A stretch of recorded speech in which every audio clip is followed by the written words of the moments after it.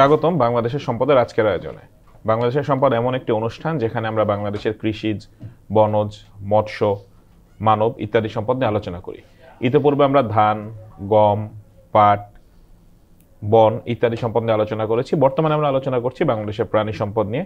প্রাণী সম্পদের অন্যতম একটি গুরুত্বপূর্ণ বিষয় হলো দুধ বা দুগ্ধজাতীয় বিষয়াবলী। তো এই বিষয়ে আলোচনা করার জন্য আজ আমাদের মধ্যে উপস্থিত আছেন অধ্যাপক ডক্টর মোহাম্মদ আসাদুজ্জামান, যিনি বাংলাদেশের শেরেবাংলা কৃষি বিশ্ববিদ্যালয়ের অধ্যাপক হিসেবে কর্মরত আছেন। আপনাকে স্বাগতম আমাদের আজকের আয়োজনে। শুরুতে যদি একটু বলতেন যে আপনার বিশ্ববিদ্যালয় বিভাগ ডেইরি সায়েন্স বিভাগটা কবে যাত্রা শুরু করেছে বা আপনাদের কি কি কার্যক্রম আপনারা একাডেমিক্যালি করছেন?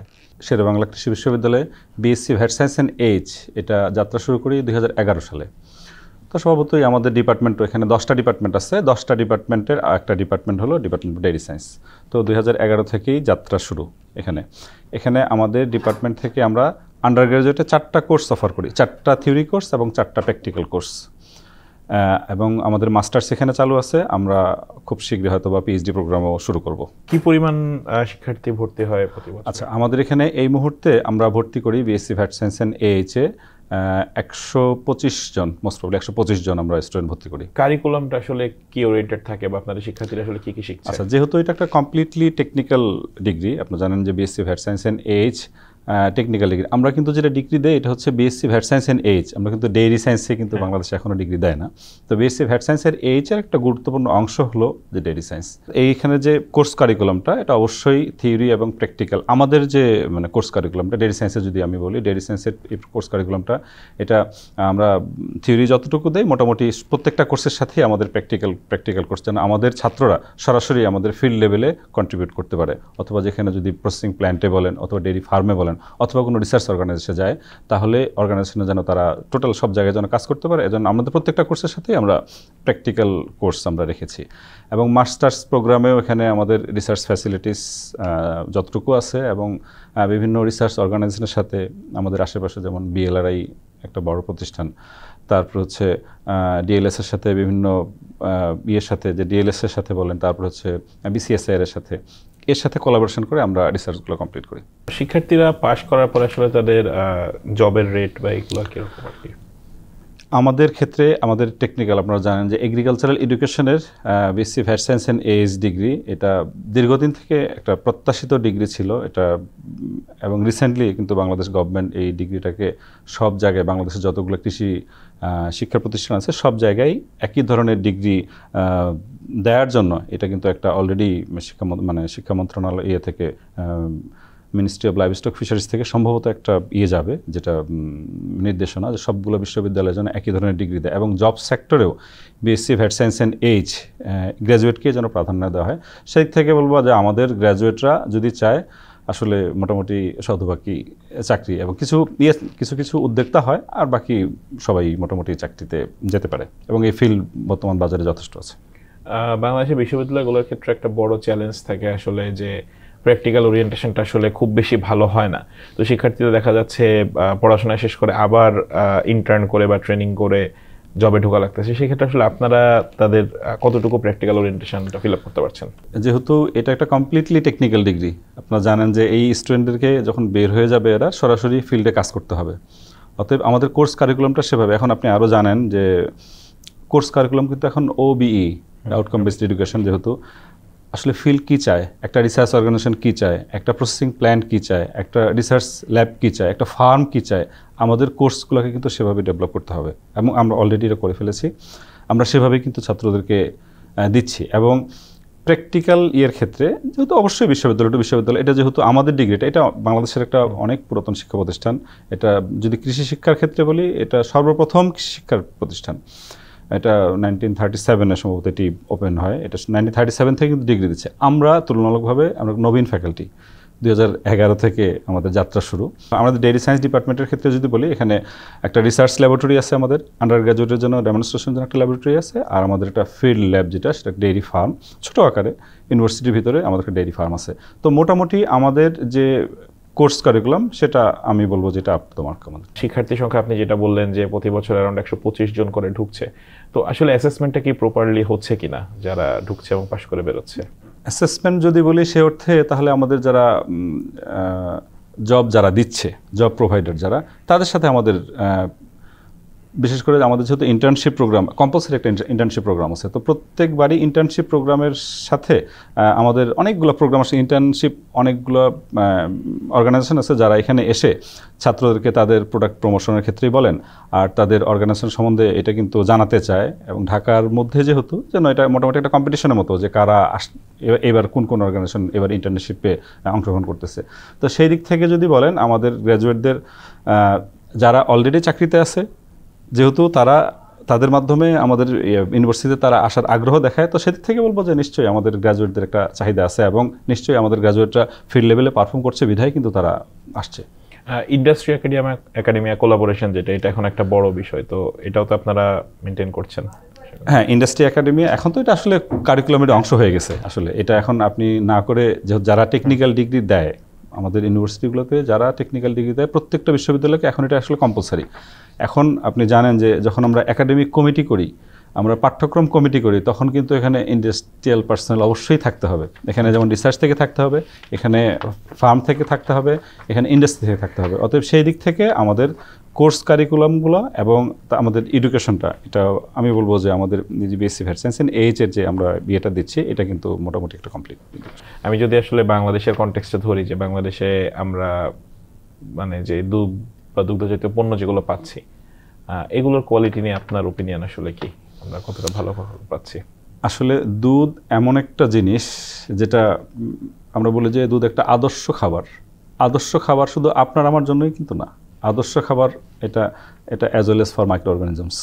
তাহলে মাইক্রো অর্গানিজমস কিন্তু যেখানে মাইক্রো অর্গানিজমসের অ্যাফিনিটি, সেখানে কিন্তু যে কন্ট্রোল বলে যেটা কোয়ালিটি কন্ট্রোল, সেটা যদি প্রপারলি না হয়, সেক্ষেত্রে যে ডিজিজ কন্টামিনেশন বলেন অথবা এখান থেকে বিভিন্ন ধরনের ফুড পয়জনিং এ ধরনের হওয়ার চান্স থেকে যায়। তো আমরা বাংলাদেশের ক্ষেত্রে যদি ফ্লুইড মিল্কের কথা বলি, ফ্লুইড মিল্ক সেক্টরটা কিন্তু আমার বাংলাদেশে খুব বেশি অর্গানাইজড না। আমরা দেখি যে কেউ সরাসরি খামার থেকে দুধ বিক্রি করছে, আবার বাজারে বিক্রি করছে, আবার বিভিন্ন ধরনের প্যাকেটজাত দুধ বিক্রি করতেছে। আসলে প্রত্যেকটার কোয়ালিটি কিন্তু ভিন্ন। আবার প্রসেসড প্রোডাক্ট, অন্যান্য প্রসেসড প্রোডাক্টের ক্ষেত্রে যেমন বাংলাদেশের প্রসেস যদি ডেইরি প্রোডাক্ট ক্ষেত্রে বলি, সুইট মিট, প্রচুর সুইট মিট আছে, এটারও আসলে এক এক ধরনের কোয়ালিটি, ঠিক আছে। আবার এক একটার শেলফ লাইফ এক এক রকম, প্রসেসিং প্যাটার্ন এক ধরনের। আবার কিছু ফার্মেন্টেড ডেইরি প্রোডাক্ট আছে যেখানে আমরা জানি যে বিভিন্ন ধরনের বেনিফিশিয়াল মাইক্রো অর্গানিজমস দিয়ে ফার্মেন্টেশন করা হয়। তো এই ফার্মেন্টেড ডেইরি প্রোডাক্টের ক্ষেত্রে আবার তাদের যে চেইন মেনটেন করার কথা, যদি কুল চেইন হয় অথবা আদার্স যেই চেইন মেনটেন করার কথা, সেটা মেনটেন না করলে কিন্তু এই ধরনের প্রোডাক্টগুলোর কোয়ালিটি সত্যিকার অর্থে ভালো থাকবে না। তো সব দিক থেকে যদি চিন্তা করে দেখি যে আমাদের এই সেক্টরে কাজ করার এখনও যথেষ্ট সুযোগ আছে। দুগ্ধজাত পণ্যগুলোর এখন একটা ভালো চাহিদা রয়েছে। আমরা যদি বাটার বলি, আমরা যদি ঘি বলি, এই টাইপের প্রোডাক্টের একটা ভালো চাহিদা এখন রয়েছে সমাজের নানা শ্রেণীতে। তো এগুলো কি কখনো ক্ষতির কারণ হয়ে উঠতে পারে কিনা যদি প্রপারলি চেইন মেইনটেইন না করা হয়? এখানে মাইক্রো অর্গানিজম কন্টামিনেশন হওয়ার চান্স খুব বেশি থাকে যদি আপনি এটা প্রপারলি ম্যানেজ করতে না পারেন। তাহলে যদি কোনো ধরনের কোনো মাইক্রোবায়াল কন্টামিনেশন, সাপোজ ফ্লুইড মিল্কের ক্ষেত্রেই যদি আপনি এখানে কুল চেইন মেনটেন না করেন, কুল চেইন মেনটেন না করলে কী হবে? আপনারা জানেন যে ফ্রেশ মিল্ক ভালো থাকে কতক্ষণ? 5 থেকে 6 ঘন্টা। শীতের সময় হয়তো বা 7 থেকে 8 ঘন্টা পর্যন্ত, ম্যাক্সিমাম 7 থেকে 8 ঘন্টা ভালো থাকবে। এরপরে কী হবে? এরপরে নষ্ট হয়ে যাবে। এখন মিল্ক খেলেন আপনি আসলে জন্য, পুষ্টির জন্য, আমরা বলি যে ideal food, almost ideal food, কিন্তু 8 ঘন্টার পরের এই মিল্ক যদি আপনি খান, এখান থেকে নানান ধরনের রোগবালাই হওয়ার সম্ভাবনা আছে। এবং দুধটা আসলে প্রসেসিং, অনেক ক্ষেত্রে এটা প্রসেসিংই সম্ভব না। প্রপার যে চেইনটা মেনটেন করা, এটা কিন্তু খুব জরুরি। এবং এখান থেকে আপনি যেটা বলতেছিলেন, আপনার যেটা জিজ্ঞাসা যে এখান থেকে কোনো ডিজিজ হওয়ার সম্ভাবনা আছে কিনা, হ্যাঁ, এটা অবশ্যই হওয়ার সম্ভাবনা আছে। এক্ষেত্রে বাংলাদেশের ল বা পলিসি এগুলো কি স্ট্রিক্ট কিনা, যে কোম্পানিগুলো আছে তাদের এগুলো চেক অ্যান্ড ব্যালেন্সের একটা বিষয়? এখন এস্টাবলিশ যে সমস্ত অর্গানাইজেশন, তাদের প্রোডাক্টের ক্ষেত্রে যদি বলি, তাদের প্রোডাক্টটা তারা আসলে মেনটেন করার চেষ্টা করে, যেহেতু এটা একটা কী বলবো, এটার কোয়ালিটির উপর তাদের প্রোডাক্ট প্রমোশনের বিষয় থাকে, তাদের ব্যবসার বিষয় থাকে, ব্র্যান্ড ভ্যালুর বিষয় থাকে, রাইট। এটার ক্ষেত্রে কিন্তু যারা সে ধরনের এস্টাবলিশড না, প্রতিষ্ঠান না, সেই সমস্ত প্রতিষ্ঠানের ক্ষেত্রে অধিকাংশ ক্ষেত্রেই কিন্তু সেটা তারা মেনটেন করতে পারছে না। এটা মেনটেন করতে পারছে না, তাদের প্রোডাক্ট একদিক হলো প্রোডাক্ট নষ্ট হয়ে যায়, এবং আরেক দিক হলো যে তারা প্রপার ভ্যালুও কিন্তু পাচ্ছে না। সেক্ষেত্রে আমরা অনেক এলাকাতে এখন এরকম দেখতে পাই যে ক্ষুদ্র খামারিরা তারা যেটা করছেন যে তারা তাদের নিজস্ব পালিত গরু এবং তারা সেখান থেকে দুধ সংগ্রহ করে বাজারে বা বাড়ি বাড়ি বিক্রি করছেন। তো আপনি যেটা বললেন যে 5-6 ঘন্টা হয়তো ভালো থাকে, তো তারা বরফ ইউজ করে বা কোনো না কোনো ওয়েতে চেষ্টা করছেন। আসলে এরকম খামারিদের কাছ থেকে নেওয়া সেফ, নাকি আপনার কাছে মনে হচ্ছে যে বড় কোম্পানিগুলো দোকানে সেল করছে তাদের কাছ থেকে নেওয়া সেফ? আপনার ওপিনিয়ন কি হবে এখানে? মিল্ক হতে হবে market milk. Market milk means এটা প্রসেসড মিল্ক, এটা পাশ্চারাইজড মিল্ক, প্যাকেটজাত মিল্ক। আপনি র মিল্ক নেওয়ার কোনো সুযোগ নাই। আসলে আমরা অ্যানিমেল থেকে যে মিল্কটা পাচ্ছি আপনি জানেন না এটার কোয়ালিটি কি। এটাকে উইদিন 4 to 5 আওয়ার্স অথবা উইদিন 6 আওয়ার্স, অথবা আপনি যদি চিলিং মেনটেন করেন 0 to 4 ডিগ্রি সেলসিয়াস টেম্পারেচার অথবা 4 to 5 degree Celsius temperature maintain করতে, তাহলে 24 আওয়ার্স আপনি এটাকে প্রিজার্ভ করতে পারবেন। আপনাকে এর মধ্যে এটাকে প্রসেস করতে হবে, প্রসেস করে বাজারজাত করতে হবে। এখন আপনি যে খামারি থেকে যদি দুধ নেন, এই খামারি থেকে দুধ নেওয়ার আসলে এটা ওয়ার্ল্ড ওয়াইড উন্নত বিশ্বে কিন্তু এটার কোনো সুযোগ নেই। অবশ্যই আপনাকে প্রসেসড মিল্ক বাজার থেকে কিনতে হবে। এখন আমাদের দেশে যে চিত্রটা, এটা তাহলে বিভিন্ন কোম্পানি তাহলে কীভাবে কিনছে? এই কোম্পানিটা কী করে? সাধারণত ওরা চিলিং সেন্টার নামে একটা সেন্টার করে, যে 5000 litre capacity, 1000 litre capacity, 10,000 litre capacity, এটা এলাকা বেসড। লার্জ ফার্ম যেগুলো আছে যারা মিল্ক কালেকশন করে এই সমস্ত চিলিং সেন্টার থেকে, এগুলোর কোয়ালিটি মোটামুটি ভালো থাকে। এবং যারা সরাসরি ইয়েতে বিক্রি করে, যারা ছোটো ছোটো বাজারে, আমরা হাটে আমরা দেখি যে গ্রামেগঞ্জে যে ইয়ে থেকে ফার্ম থেকে, ছোটো ছোটো ফার্ম থেকে সরাসরি বাজারে যে বিক্রি করছে, এখন এই মিল্কের কোয়ালিটি সম্বন্ধে আসলে বলা ডিফিকাল্ট। এটা সত্যিকার অর্থে যে এটার কোয়ালিটি কীরকম আছে। কিন্তু আমাদের লোকাল যারা, তাদের মধ্যে তো একটা আগ্রহ দেখা যায় যে বাজারের মিল্ক থেকে হয়তো মানে যারা লোকাল খামারি যারা বিক্রি করছেন তারা হয়তো ভালো দুধটা দিচ্ছে, একদম খাঁটি গরুর দুধটা দিচ্ছে। বাজারের মিল্ক আসলে ওইভাবে পিওর একটা কনসেপশন আছে, এইটা আসলে দূর করা যায় কিভাবে তাহলে? যে আমরা যেহেতু দুধ ফুটিয়ে খাই, সেজন্য হয়তো বা এটা খুব বেশি সমস্যা না। নানান ধরনের রোগ জীবাণু থাকলেও আমরা যদি ফুটাই, যেহেতু ফুটালে মোটামুটি সব ধরনের মাইক্রো অর্গানিজম ডিস্ট্রয় হয়ে যায়, তো আমাদের এই প্র্যাকটিসটার কারণে হয়তো আমরা বেঁচে যাই। কিন্তু সরাসরি যে খামারিরা, সে আসলে অ্যানিমেলের হাইজিন কতটুকু মেনটেন করছে, যে তার যে ইকুইপমেন্ট ইউজ করছে এগুলোর হাইজিন কতটুকু মেনটেন করছে, পার্সোনাল হাইজিন, তার যে ক্লদিংয়ের হাইজিন কতটুকু মেনটেন করছে, এটা তো আমাদের যেহেতু জানা নেই, সেহেতু এটা আমি শুরুতেই বললাম যে এটা এই সেক্টরটা আসলে অর্গানাইজড না। তো এই সেক্টরে এই সমস্ত বিষয়গুলো যখন আসবে, তখন আপনি বলতে পারেন যে না, ঠিক আছে, আমাদের ক্ষুদ্র খামারিরা যে দুধটা উৎপাদন করতেছে সেটা আসলে কমপ্লিটলি হাইজিনিক। উন্নত বিশ্বে যে টেকনোলজিগুলো এখন ইউজ করা হচ্ছে মিল্ক বা মিল্ক বেসড প্রোডাক্টের জন্য, বাংলাদেশে কি সিমিলার টেকনোলজি ইউজ করা হচ্ছে, নাকি বাংলাদেশে এখনো টেকনোলজিক্যাল ডেভেলপমেন্ট অনেক জায়গা বাকি রয়েছে? যেহেতু এটা একটা কম্পিটিটিভ মার্কেট, ডেফিনেটলি প্রসেসিং প্ল্যান্টে যেই টেকনোলজিটা ইউজ করা হয়, এটা উন্নত বিশ্বের সাথে বাংলাদেশেও, এটা তো খুব বেশি অর্গানাইজেশন না, কিন্তু অল্প কিছু অর্গানাইজেশন যারা প্রোডাক্ট তৈরি করতেছে। এটা খুব বেশি আমাদের যে ট্রেডিশনাল প্রোডাক্ট ছাড়া, আমাদের যদি ইম্পোর্ট যদি বলি যে বাটার অথবা পাস্চুরাইজড মিল্ক অথবা ক্রিম অথবা চিজ, এগুলো কিন্তু মানে সবাই তৈরি করছে না। তা এটা কিন্তু লিমিটেড। তো এই লিমিটেড যারা তৈরি করতেছে, এটা নিশ্চয়ই ডেফিনেটলি প্ল্যান্টের যে সেটআপ, এটা নিঃসন্দেহে আধুনিক। আমি কয়েকটা প্ল্যান্ট ভিজিট করেছি। গবেষণা কি আপনাদের চলমান, যে বাংলাদেশে আসলে দুধের ভেজাল চিহ্নিতকরণ বা মান কেন্দ্রিক কোনো কাজ বা কোনো গবেষণা কি আপনারা মানে বর্তমানে চলমান রয়েছে কিনা বাংলাদেশে? সর্বপ্রথম যে ভেজালটা দেয়, আমরা জানি যে এটা পানি দিয়ে আসলে দুধ ভেজাল দেয়। তো ডিএলএস থেকে একটা ম্যাসিভ প্রচারণা আছে ওদের দুধের ভেজাল চিহ্নিতকরণের জন্য। ওরা ল্যাক্টোমিটার, এটা একদম সস্তা একটা প্রযুক্তি। ল্যাক্টোমিটার একেবারে সস্তা, এটা 100-200 টাকা দিয়ে পাওয়া যায়।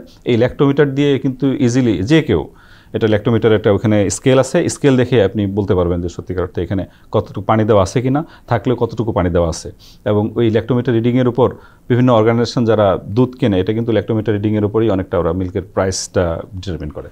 গবেষণার কথা যেহেতু আসলো, বর্তমানে শিক্ষার্থীদের মধ্যে একটা কমন টেন্ডেন্সি দেখা যায়, এরা আসলে গবেষণায় খুব একটা আগ্রহী না, বা মানে একাডেমিক জায়গা থেকে যে গবেষণাগুলো, অনেক ডিপ রিসার্চগুলো হতো একটা সময়, এখন নতুন প্রজন্মের শিক্ষার্থী যারা, তাদের মধ্যে আগ্রহটা কম। আপনি আপনার শিক্ষার্থীদের মধ্যে গবেষণার আগ্রহ কিরকম দেখতে পান? গবেষণার আগ্রহ তো অনেকগুলো বিষয়ের উপর নির্ভর করে। এটা আমি অনেক সময় অনেক ছাত্র ইচ্ছা থাকলেও কিন্তু করতে পারে না, কারণ সে নেক্সট তার ভবিষ্যৎ কী, সে যদি এখানে গবেষণা করে অনেক ভালো করতেছে, তার কি কোনো রিসার্চ অর্গানাইজেশনে চাকরি নিশ্চিত হবে?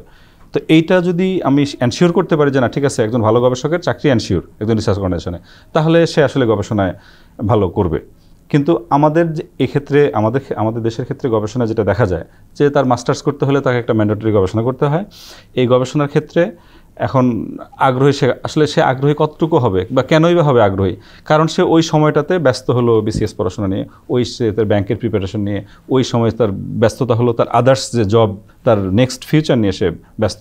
কারণ তার নেক্সট ফিউচার সে জানে না যে আসলে সে কোন সেক্টরে যাবে। তো আমার মনে হয় গবেষণায় ফোকাস দিচ্ছে না এটা আমি বলবো না, আসলে দিতে পারছে না। যারা দিচ্ছে সত্যিকার অর্থে কিন্তু ভালো করতেছে। আমার অনেক ছাত্র আছে যে গবেষণা করতেছে, ল্যাবে বলেন, ফিল্ডে বলেন, বেশ ভালো করতেছে।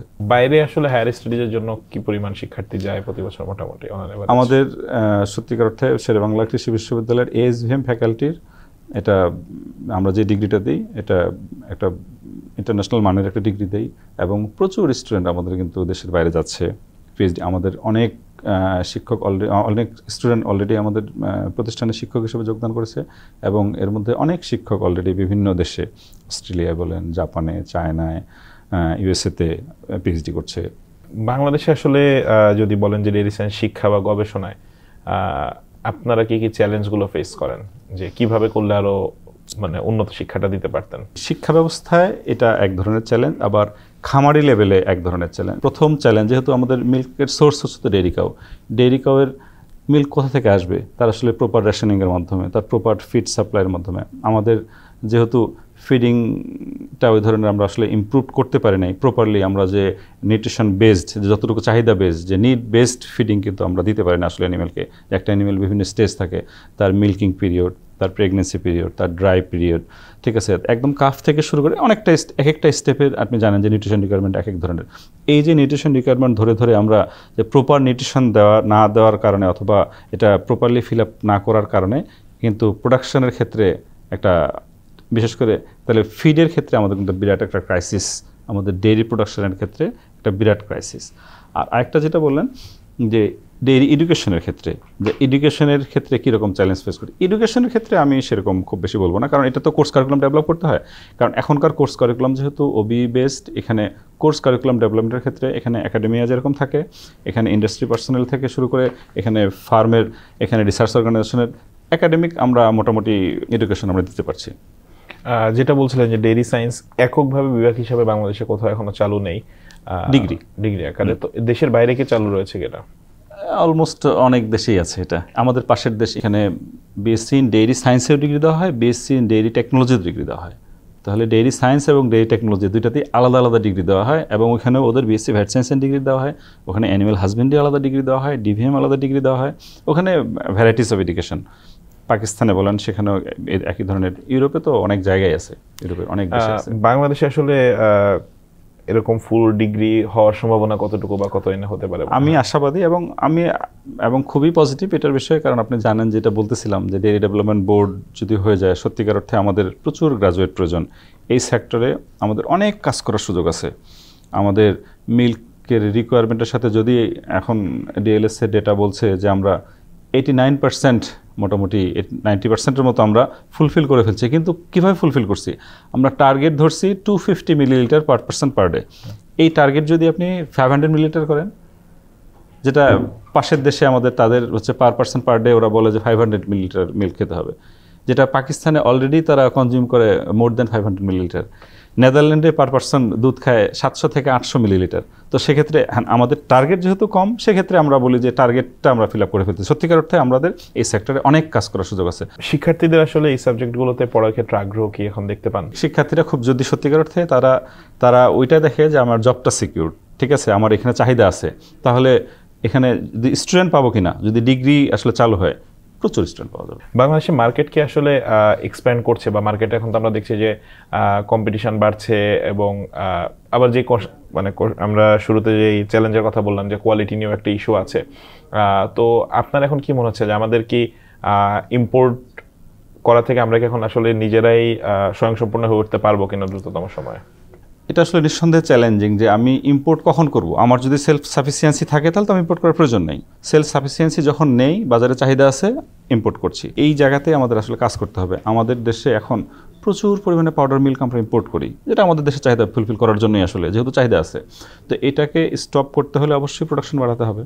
প্রোডাকশন বাড়াতে হলে ফিল্ড লেভেলে কাজ করতে হবে। আগামী 5 বছর পরে আপনি আসলে, বা 10 বছর বলি বা 15 বছর বলি, আসলে ফিউচারে আপনি বাংলাদেশের ডেইরি সায়েন্স কেন্দ্রিক শিক্ষাকে এবং আপনার শিক্ষার্থীদেরকে কোথায় দেখতে চান? আসলে আমি আসলে দেখতে চাই যে বিএসসি ডেইরি সায়েন্স এবং BSc dairy technology, dairy science এবং ডেইরি টেকনোলজিতে আলাদা আলাদা তাহলে গ্র্যাজুয়েট হবে, এবং যেহেতু ডেইরি ডেভেলপমেন্ট বোর্ড, আপনি জানেন যে বাংলাদেশে অনেকগুলো বোর্ড আছে, পানি উন্নয়ন বোর্ড, রেশম উন্নয়ন বোর্ড, তারপর আরও এই ধরনের অনেকগুলো, এদের অফিস কিন্তু জেলা লেভেলে, অনেক ধরনের প্রতিষ্ঠানের অফিস কিন্তু থানা লেভেলও আছে। যেহেতু যদি বোর্ড হয় এটা যদি কার্যক্রম শুরু করে, তাহলে নিশ্চয়ই তাদেরও প্রচুর এক্সপানশন হবে, তাদেরও প্রচুর অ্যাক্টিভিটিস থাকবে। এবং এই অ্যাক্টিভিটিসের সঙ্গে যদি আপনি করতে চান, সত্যিকার অর্থে প্রপার গ্রাজুয়েট চান, তাহলে প্রপার গ্রাজুয়েট এটা আসলে নিড বেসড, যেটা যদি ফিল্ডে চাহিদা থাকে ডেফিনেটলি এটা অটোমেটিক। তো আমি আসলে ওই জায়গাটাই দেখতে চাই যে বিএসসি ইন ডেইরি সায়েন্স এবং বিএসসি ডেইরি টেকনোলজি এটা আসলে শুরু হবে হয়তো বা অদূর ভবিষ্যতে। আমরা যদি বলি যে আমরা বাইরের দেশগুলোতে দেখতে পাই যে প্রচুর পরিমাণ variety of milk based item available, বাংলাদেশে কিন্তু এখনো অনেক ভ্যারাইটি আমরা পাই না আসলে। অদূর ভবিষ্যতে এটা কতটা সম্ভাবনা দেখেন যে এই মানে ডিফারেন্ট ভ্যারাইটি অফ আইটেমস, অনেক রকমের চিজ, বাটারের নানান ধরন বাংলাদেশে আসবে, এটার সম্ভাবনা আসলে কতটুকু দেখেন? যথেষ্ট সম্ভাবনা আছে, কারণ বাংলাদেশে তো মার্কেট তো আছে ভালো, ঠিক আছে, ভালো কনজিউমার। যেমন ঢাকা শহরকে যদি আপনি টার্গেট করেন, ঢাকা শহর তো অনেক কনজিউমার, এখানে মোর দ্যান 2 crore মানুষ বসবাস করে। এর মধ্যে ডেইরি প্রোডাক্ট যেহেতু এটা হাই নিউট্রিটিভ একটা প্রোডাক্ট, ঠিক আছে, এবং এখানে যদি বিভিন্ন ধরনের আপনি ভ্যালুয়েটেড প্রোডাক্ট তৈরি করতে পারেন, যেমন বাংলাদেশে ফ্লুইড মিল্কের ক্ষেত্রে, ফ্লুইড অথবা ক্ষেত্রে কোনো যেমন প্রোবায়োটিক সমৃদ্ধ কোনো আমরা কিন্তু মিল্ক খেতে পারছি না, এটা আসলে নাই। আসলে বিভিন্ন ধরনের প্রোবায়োটিক সমৃদ্ধ ড্রিঙ্কস যদি বলি, প্রোবায়োটিক ড্রিঙ্কস কিন্তু সেভাবে এখনও বাজারে অ্যাভেলেবল না, যেটা আপনি ইউরোপ আমেরিকা গেলে অ্যাভেলেবেল দেখবেন বাজারে। তো এটা কিন্তু মার্কেট যদি শুরু করে তাহলে চাহিদা কিন্তু আছে। আমি যথেষ্ট আশাবাদী যদি এ ধরনের প্রসেসিং, যারা মিল্ক প্রসেসিং করতেছে বিভিন্ন অর্গানাইজেশন, তারা যদি শুরু করে। যেমন চিজ কিন্তু বাংলাদেশে খুব বেশি মানুষভাবে চিনতেও না, কিন্তু এখন কিন্তু বাংলাদেশে আপনি জানেন যে অনেক চিজ ছোটো ছোটো প্রসেসিং প্ল্যান্টে তারা কিন্তু চিজ তৈরি করতেছে। একটা হয়তো সারাদিনে সে 20 কেজি চিজ তৈরি করতেছে, 50 কেজি চিজ তৈরি করতেছে, 100 কেজি চিজ তৈরি করতেছে। আমি কিন্তু অনেক ছোটো ছোটো প্ল্যান্ট আমি নিজেও ভিজিট করছি, যে এটা নিশ্চয়ই বাজারে চাহিদা আছে, চাহিদা না থাকলে কিন্তু তারা তৈরি করতো না। এরকম করে যে এই মার্কেটটাকে যত অর্গানাইজড হবে, আমার মনে হয় এই ধরনের প্রোডাক্ট প্রমোশনের ক্ষেত্রে, কারণ প্রমোশন এটা মার্কেটিং করতে পারবে ইজিলি, কারণ যেহেতু এগুলো হাইলি নিউট্রিটিভ, এটাতে অনেক ধরনের আমরা প্রোডাক্ট দেখি যেটাতে কোনো নিউট্রিশন নাই, আমি তো নাম বলছি না, এটা তো চলছে, তাহলে হাইলি নিউট্রিটিভ প্রোডাক্ট কেন চলবে না? আমি নিঃসন্দেহে আশাবাদী যদি কেউ নিয়ে আসে বাজারে, এটা চলবে। সর্বশেষ যদি আমি জানতে চাই যে আসলে আমাদের প্রোগ্রামটা চেষ্টা করি আমরা সরকারকে বা সাধারণ জনগণ আছে তাদেরকে অ্যাওয়ার করতে, তাদেরকে জানাতে।